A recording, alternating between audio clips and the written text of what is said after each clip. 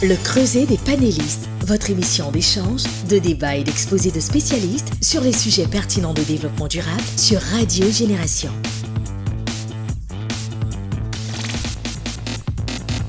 Le 31 juillet 1962 se réunissent en Tanganyika, l'actuelle Tanzanie, à l'initiative de Awa Keïta, toutes les femmes africaines au lendemain des indépendances des pays africains pour parler de l'émancipation de la femme africaine, des conditions de la femme africaine.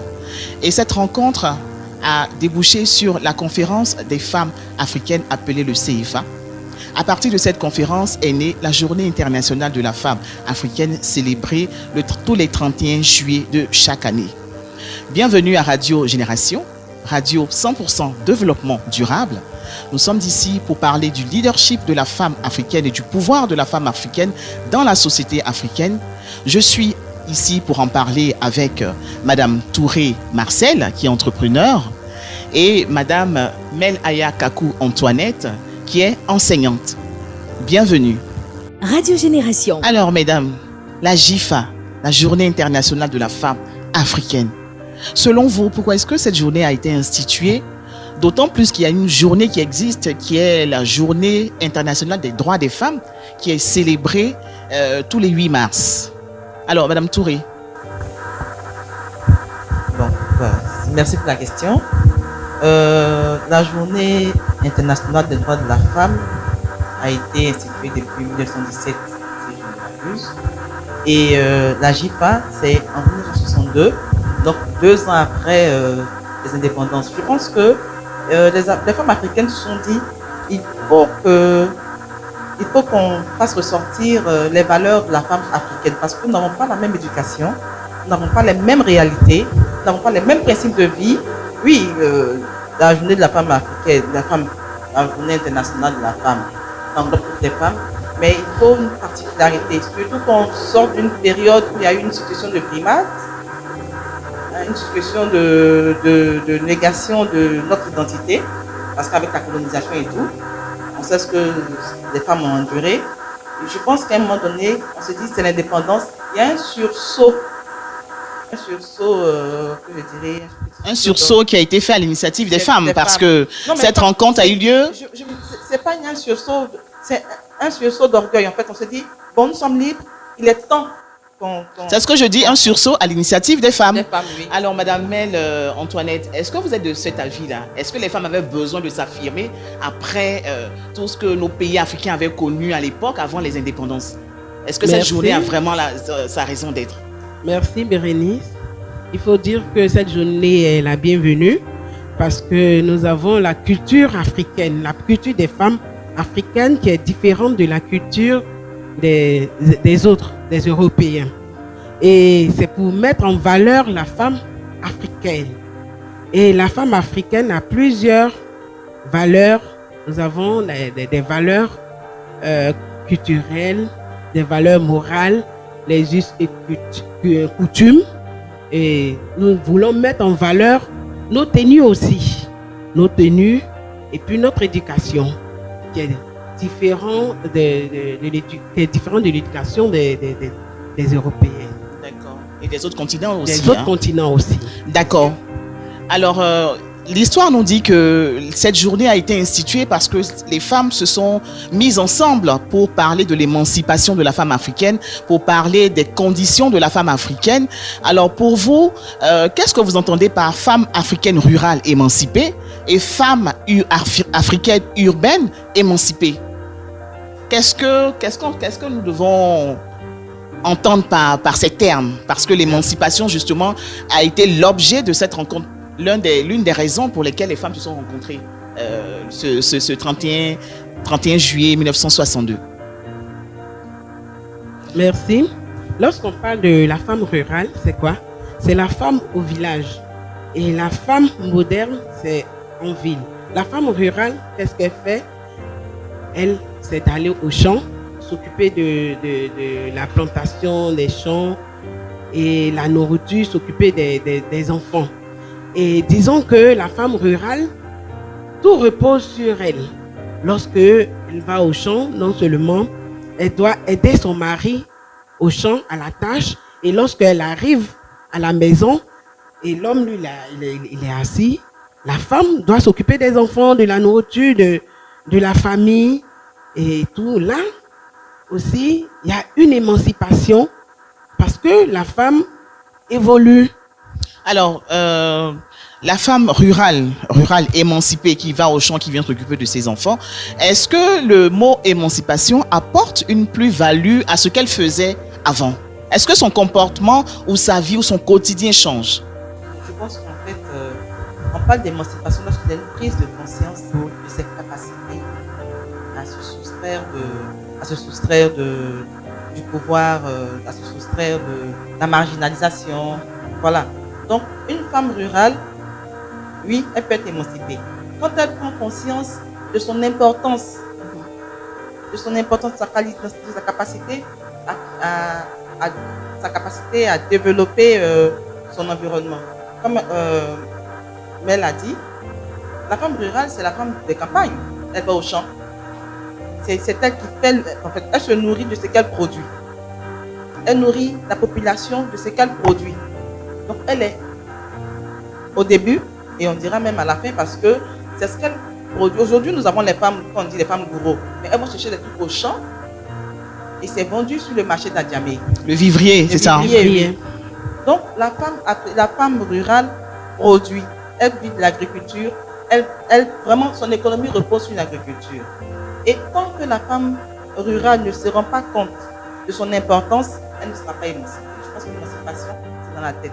Alors, mais la prise de conscience, comment est-ce qu'elle doit se faire? Parce que la femme qui est rurale, qui est dans les campagnes, comment est-ce qu'elle fait pour savoir qu'elle doit avoir comment cette prise de conscience doit se faire si on ne lui dit pas, si on ne va pas vers elle justement pour la sensibiliser à ce qui a été fait depuis 1962? Ça, c'est une vaste campagne de sensibilisation. Mais c'est assez particulier, c'est assez sensible.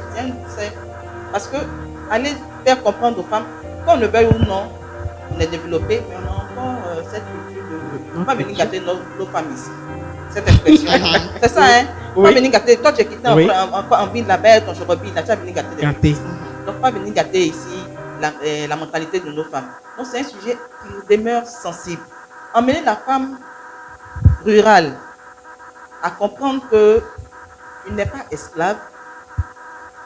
Si c'est mal communiqué, ça sera mal pris. Très mal Donc, pris. tout est dans la manière en fait de dire. De leur expliquer.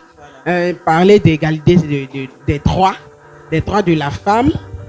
Et c'est-à-dire que voir, disons, le travail de l'homme et le travail de la femme. L'homme doit faire aussi le travail de la femme, aider la femme lorsqu'ils les deux viennent du champ. L'homme doit aider la femme. D'accord, Parce donc qu'elle seule, elle va porter les enfants. Mais en allant au champ, même déjà, la femme a les enfants au dos, un enfant sur son dos, un enfant sur ses bras, et puis le panier, alors que l'homme n'a rien. Et donc, c'est d'amener. Donc, tel que décrit, je me dis. À aider la femme. D'accord. Donc, tel que décrit, je me dis que la femme rurale était alors émancipée, puisque vous me dites que dans les campagnes, c'est elle qui va au champ, c'est elle qui ramène à manger à la maison, qui porte les enfants, qui s'en occupe, pendant que l'homme, lui, peut-être est en train de cultiver aussi un bout de parcelle, et puis qui ramène aussi peut-être du cacao à la maison. Donc, mais toute la charge du travail du ménage repose sur la femme de la campagne. Oui. Donc, dans ce cas-là, moi, je pense, est-ce qu'on peut dire que la femme africaine rurale n'était pas déjà émancipée depuis même les temps anciens, avant que ce terme ne soit vulgarisé? Je pense, non. Je me dis, la notion d'émancipation n'est pas liée au statut, mais c'est lié à une prise de conscience, à une capacité de se soustraire des préjugés, de se soustraire d'une certaine emprise. Voilà. Donc, on ira dire à une femme qui est au village, qui prend son enfance au dos, un devant, un derrière, avec un truc sur la tête, qu'elle est exploitée. Si dans son esprit, elle trouve que c'est normal, ça ne marchera pas. L'émancipation ne se fera pas.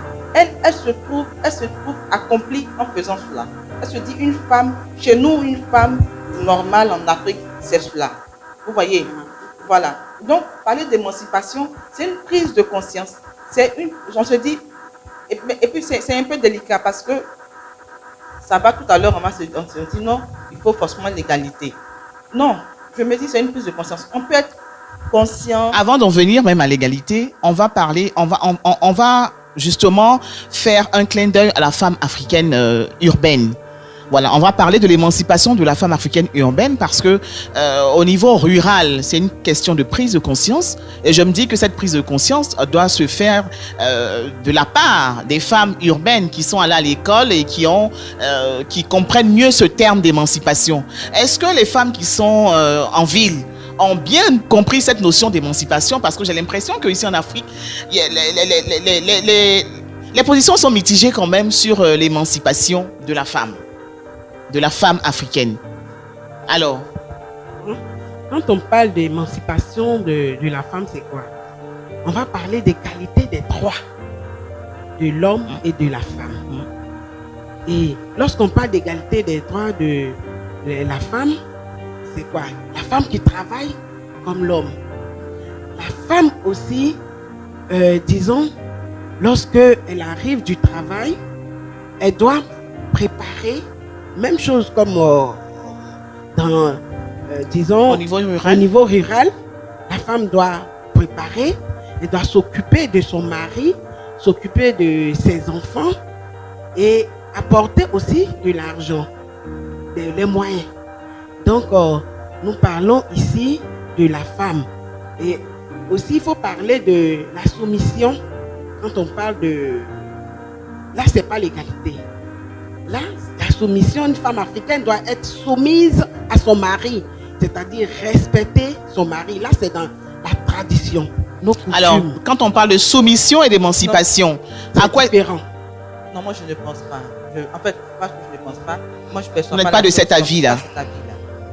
Alors, vous, pour moi, une femme soumise, la soumission ne signifie pas la perte de la personnalité, selon moi. Oui. Être soumise à mon mari ne signifie pas que je perds toute ma personnalité. Donc, on peut être émancipé et être soumise. Et être soumise. Oui, oui. Une femme, pour moi, émancipée, est une femme qui connaît sa place de femme, que ce soit au foyer, que ce soit au travail et tout. Elle accepte sa condition de femme. On est femme, on ne peut pas être l'égal de l'homme. Non. Voyez, on ne peut pas. Donc, en tant que femme, qu'est-ce que je fais réellement pour apporter un bien-être à ma famille? Est-ce que c'est en étant l'égal de mon mari? Parce qu'on se met sur le niveau d'égalité, on devient adversaire dans le couple. Oui. Mon mari est devenu mon adversaire. Ça pose problème. Et on dit c'est émancipé. Ça pose un problème. Donc, pour vous, en fait... En Afrique, ça pose un problème. Pour vous, la femme africaine doit être émancipée et doit être aussi une femme soumise. Soumise, oui. Donc, la part des choses doit être faite. La part des choses doit être faite. Elle doit respecter son mari. En fait. D'accord. Donc, la part des choses doit être faite au niveau des femmes africaines. Oui. Donc, on est femmes émancipées, mais en même temps, quand on est dans nos foyers, nous sommes des femmes soumises. Oui. On parle de l'émancipation de la femme en dehors alors du foyer, dans la société, la place de la femme dans la société, dans les organisations, dans les instances de décision. C'est de ça qu'on veut nous ramener. Oui. Alors, ce que moi je voudrais vous demander en ce moment, c'est de savoir si le combat qui a été mené depuis 1962, est-ce qu'il y a eu des avancées? Est-ce qu'on a bien avancé sur cette question d'émancipation ou alors il y a beaucoup à faire au niveau de l'Afrique puisque nous parlons de la femme africaine? Alors, je vous donne la parole sur cette question. Bon. Qu'est-ce que vous pensez? Est-ce que vous pensez qu'il y a eu une évolution? Et quels sont les acquis? Parce que nous trouvons que nous avons beaucoup de femmes dynamiques, de femmes battantes qui se battent pour envoyer le quotidien à la maison, la nourriture à la maison, l'argent à la maison comme l'homme. Et nous avons aussi au niveau du leadership des femmes qui dirigent, disons, la société, qui dirigent le pays. Nous avons des femmes présidentes, des femmes députées, des femmes mères. Donc il y a une évolution parce que nous voyons que les femmes africaines aussi sont intelligentes. Elles apportent beaucoup. En plus de leur foyer, elles apportent beaucoup à leur pays. Nous avons des femmes comme je l'ai déjà dit, des femmes présidentes, mères, et nous pouvons parler aussi de la femme, de la reine mère, Pokou, Abla Pokou, qui a envoyé de la Chantilly, son peuple, qui a conduit son peuple, le peuple baoulé, et jusqu'à la liberté en Côte d'Ivoire. Et Anne-Marie Raji et Corée aussi, Marie Corée, qui a marché sur Grand Bassam pour la libération de leur mari. Alors, à vous entendre, moi, j'ai l'impression que la vie de la femme africaine est liée au foyer. Non. Parce que ça revient chaque fois dans vos interventions. Alors, est-ce que, j'en viens, est-ce que la femme africaine qui n'est pas mariée est mal vue dans la société africaine? Bon, là, voilà. Je pense que, il faut qu'on, honnêtement, hein, Mel, Madame Kakou. Là, il faut qu'on se dise la vérité, franchement. Honnêtement, moi, ma grand-mère ou ma tante qui est au village, hein, qui prend le fagot sur la tête, qui sait qu'elle a une responsabilité éducative et tout ce que ça peut comporter, qui va au champ, qui revient, qui fait son attiqué ou je ne sais quoi, pour nourrir sa famille, pour se venir aux besoins de la maison, qui sait, à partir du moment où elle sait qu'elle est responsable, cette femme, elle est émancipée. Parce qu'elle a ça à cœur, elle le fait. On n'a pas attendu qu'on vienne nous parler d'émancipation avant que nous, les femmes, prenons nos responsabilités vis-à-vis de nos charges à la maison. La femme africaine a toujours travaillé pour envoyer de quoi manger à la maison. Ça, elle a toujours travaillé. C'est pourquoi j'ai parlé de dynamisme. Maintenant, pourquoi? Je me dis aujourd'hui, j'en reviens, d'accord. Je n'ai pas oublié la question. Je me dis que on prend aujourd'hui les femmes rurales constituent le quart de la population mondiale. Hein? Le quart de la population mondiale. Il y a 43%, autour de 43%, hein, qui vivent, qui font l'agriculture. Elles constituent 76% des femmes rurales, enfin de la population rurale, des femmes. 76% sont des femmes. Sont-elles qui participent, qui font réellement l'agriculture? Ça on a bien compris, mais je vais dire, au niveau... Donc, elles nourrissent la population. Elles participent au développement durable. Donc, les femmes africaines rurales ont déjà participé jusqu'à aujourd'hui. Oui, mais ma question, c'était de savoir, la femme dans la société, surtout urbaine, qui n'est pas mariée, est un peu étiquetée, marginalisée, parce qu'on dit dans notre jargon que la femme qui n'est pas mariée n'est pas respectée. Non, voilà, elle n'est pas respectée par la société. Avant, quand on prend, il y a le livre Sous l'orage de Seydou Badian, le papa de Kanye a dit, la place d'une femme, c'est le foyer, un mari et des enfants. Point. C'est ce qui a toujours alimenté notre culture. C'est ce qui a toujours... Parce que pour nous, à 16 ans, il faut marier la femme. Une fois qu'elle voit ses menstrues, alors nous donnons un mari arrangé par les parents et puis tout. Aujourd'hui, le développement vient avec son lot de changements. Vous voyez, on est entre deux cultures. Nous, notre génération, on est entre deux cultures. C'est pour cela que ça nous gêne. Mais nos enfants, demain, ça ne les gênera pas. Parce qu'ils n'ont pas connu ça. Nous, on a connu papa, maman, les deux dans un foyer, ou même 3 ou 4 dans un foyer, 30 ans, 40 ans, 50 ans de mariage. On a connu ça. On est mariés. Parce qu'on a eu cette éducation de il faut se marier pour être respecté. Mais nos enfants, là, ils ne connaissent pas ça. Eux, bon, écoute, ils sont habitués à voir un moment qui se marie aujourd'hui, demain, ça ne va pas en divorce. Et finalement, il y a des familles monoparentales qui marchent très bien. Il y a des femmes qui décident de ne pas faire d'enfants, ça ne choque plus personne. Nous, ils sont entre deux générations, ça nous choque. Mais d'ici 20 ans, 50 ans, ça ne gênera plus personne. Mais je pense qu'il ne faudrait pas blâmer les femmes qui ne sont pas mariées. Elles peuvent s'occuper autrement, être dynamiques autrement, apporter quelque chose à leur pays autrement, s'occuper de leurs enfants autrement. Mais d'accord. Alors là, pour se marier, hein? Quel est le modèle de femme? Quel est le modèle de femme africaine que nous devons retenir? Parce que vous avez parlé de deux générations. Nous sommes entre deux générations. C'est-à-dire, nous, quelles sont les valeurs que nous transmettons à nos enfants? Aujourd'hui, les enfants sont plus portés sur les autres continents, sur tout ce qui vient de l'extérieur, de par ce qu'on regarde à la télé. Alors nous, qu'est-ce que nous avons envie d'inculquer à ces jeunes générations qui arrivent? Est-ce que c'est la femme bien équilibrée qui est dans son foyer, qui a son travail et qui s'occupe de sa famille? Ou alors, elle peut être une femme célibataire, mère célibataire, travailler, avoir son gagne-pain et puis s'occuper de ses enfants. Alors, quel est le modèle de femme africaine que nous voulons présenter aujourd'hui dans notre lutte de la femme émancipée, dans notre lutte de la femme accomplie, de la femme africaine? Qu'est-ce qu'on veut Je pense véhiculer que une femme, merci, une femme c'est une femme, qu'elle soit mariée ou pas. Si elle n'est pas mariée, qu'elle a des enfants, elle a le droit d'éduquer ses enfants. Et qu'elle-même, elle doit être bien éduquée aussi pour pouvoir inculquer l'éducation à ses enfants. Bien éduqué, c'est-à-dire? Bien éduquée, C'est ça. c'est-à-dire il y a la moralité. Une femme doit être bien éduquée, c'est-à-dire... Mais c'est elle pour doit ça que je être vous demande... respectueuse. C'est pour ça que je demande en fait Humble. la situation matrimoniale. Moi, je veux qu'on revienne à cela parce que c'est des choses que nous observons, ce sont des tendances que nous observons dans la société. Lorsque la femme n'est pas mariée, en tout cas dans la société africaine, elle n'est pas bien vue. Et même dans les entreprises, dans les organisations, une femme qui n'est pas mariée, il est difficile pour elle d'accéder à des postes de responsabilité parce que notre société africaine est faite ainsi. Nous, en tant que femmes, quand vous parlez d'éducation bien éduquée, qu'est-ce que nous voulons inculquer à nos enfants? Est-ce que nous leur demandons d'être des femmes équilibrées, c'est-à-dire pour nous être équilibrées, c'est être dans un foyer, avoir des enfants et puis avoir un travail? Ou alors, c'est d'être une femme libre dans la tête qui choisit le régime matrimonial qu'elle ressent, qu'elle soit mère célibataire ou mariée, mais qu'elle soit quand même une femme qui a une place, qui a un mot à dire dans la société.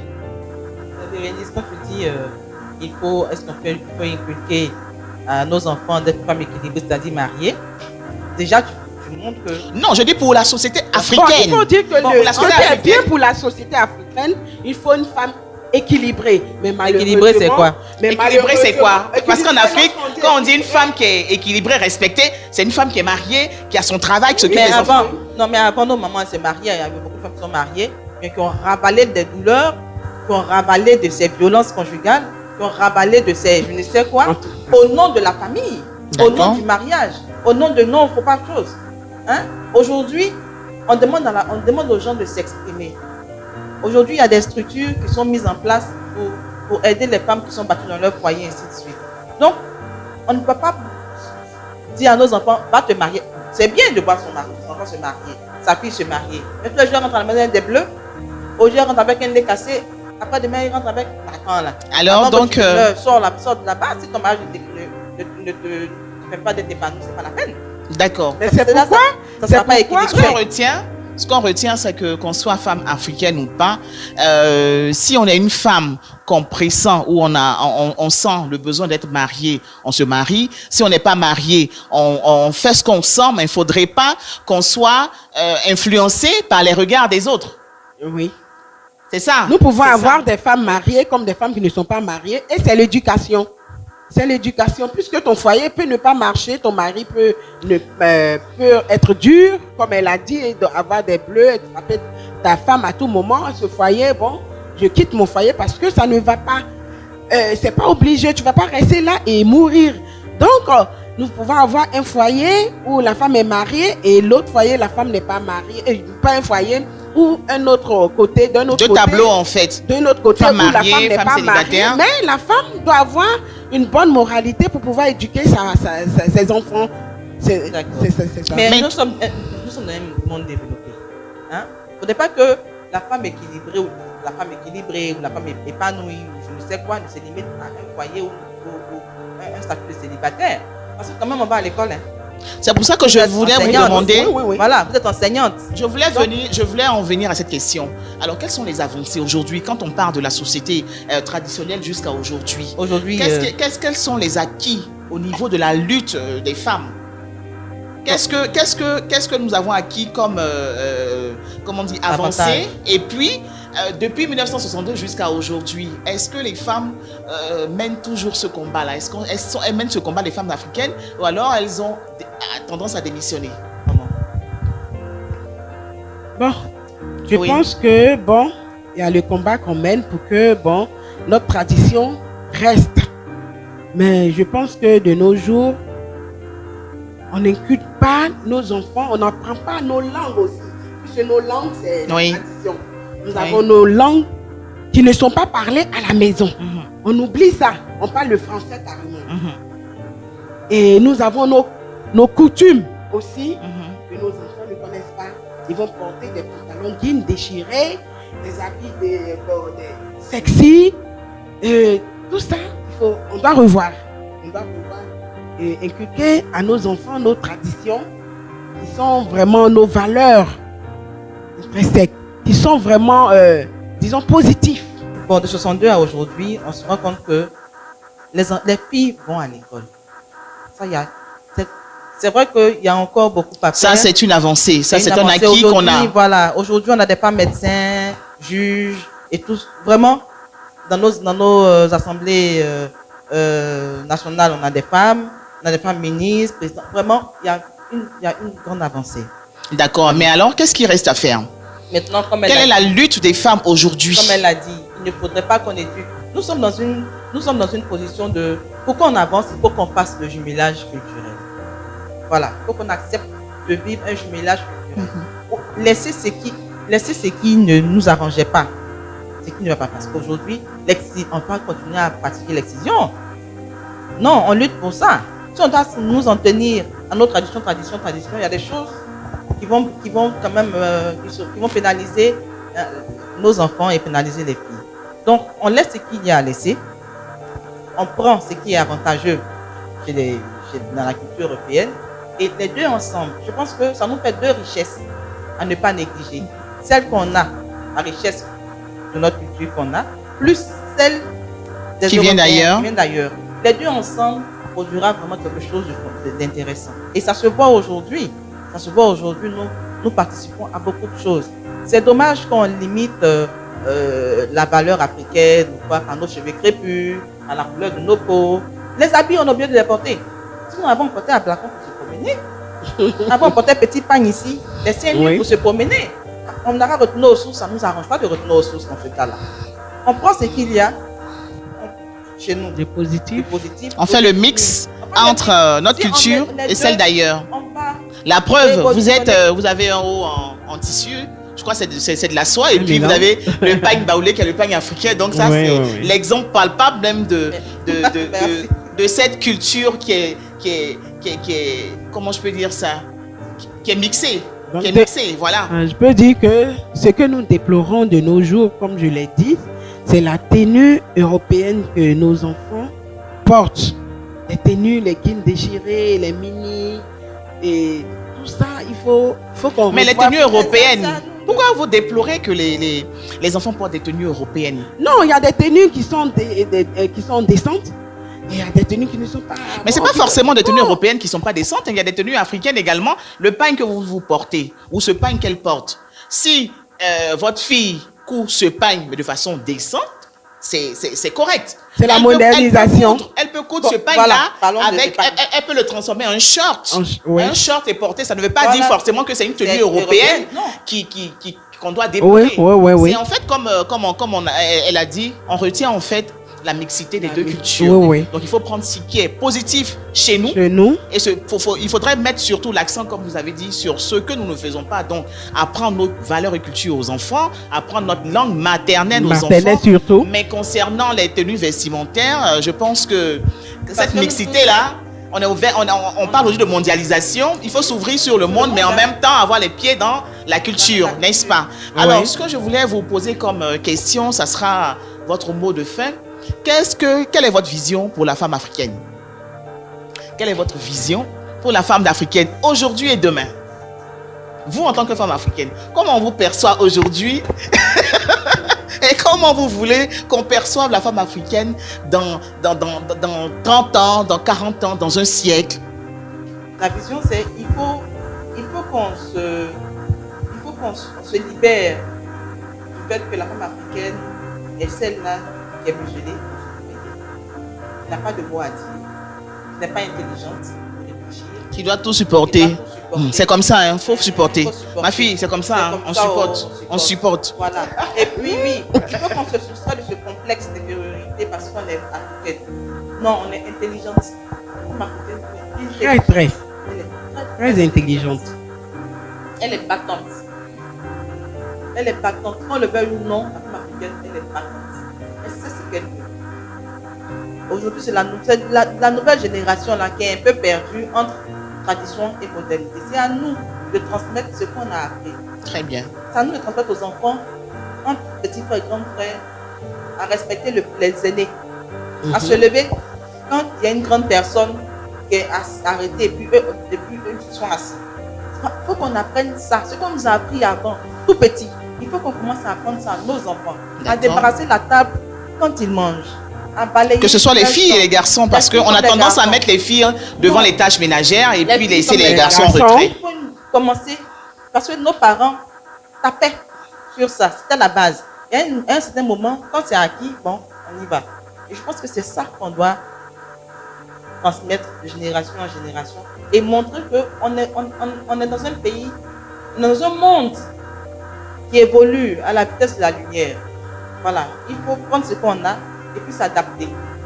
Ne pas abandonner carrément les valeurs positives que nous avons.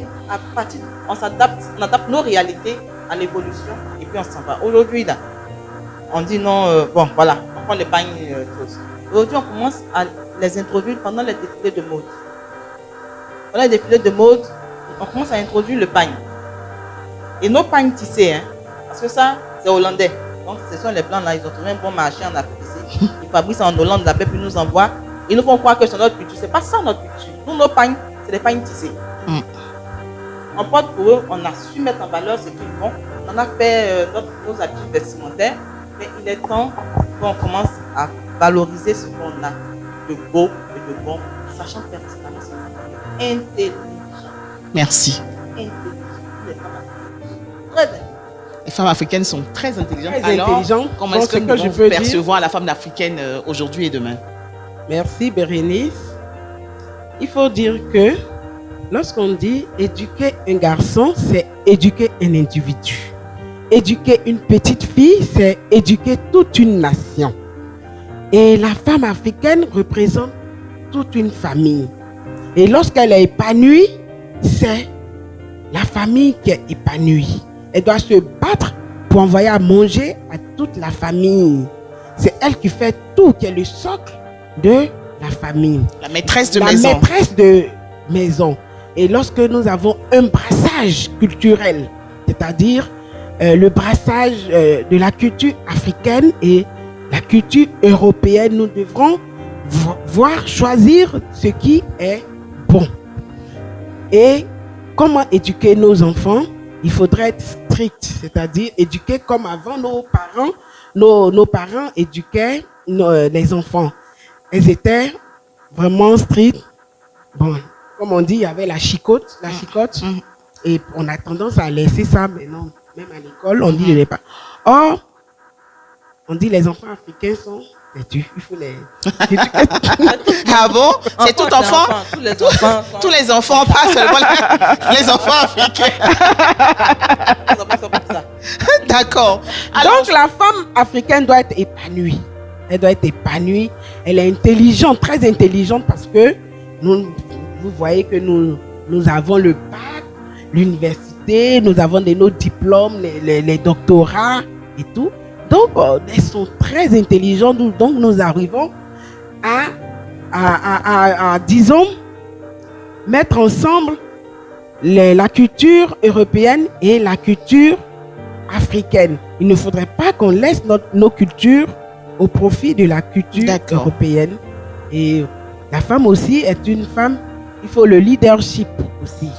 C'est-à-dire, la femme est dynamique, la femme est députée, la femme est présidente, la femme est femme au foyer, etc. Donc, nous pouvons tout faire en même temps. Donc, nous devons encourager les femmes à être dynamiques, à prendre leur place dans la société. D'accord. Je pense que c'est sur ces mots que nous allons clore notre débat qui était très intéressant, enrichissant. Et ce que nous pouvons retenir, c'est que la femme africaine doit être une femme africaine épanouie. Donc, l'épanouissement, c'est c'est chacun qui conçoit son épanouissement, qu'elle soit mariée, qu'elle soit célibataire, qu'elle soit femme au foyer, qu'elle soit femme ministre, députée, mais vraiment qu'elle soit d'abord une femme épanouie qui s'assume en tant que femme. Et le reste, ça suit et ça viendra selon la vision de chacune. Alors, c'est là qu'on va clore notre débat qui était très enrichissant. Je voudrais dire merci à Mme Touré Marcel qui est entrepreneur et merci à Mme Kakou Mel Aya Antoinette qui est prof enseignante, je dirais. Alors, merci de nous avoir suivis sur Radio Génération, la radio 100% développement durable. C'est la seule, c'est l'unique radio ici en Côte d'Ivoire qui parle de développement durable et de transmission de valeurs. Alors, je vous dis à très bientôt. Au revoir. C'était Le Creuset des panélistes, votre émission d'échange, de débat et d'exposé de spécialistes sur les sujets pertinents de développement durable sur Radio Génération.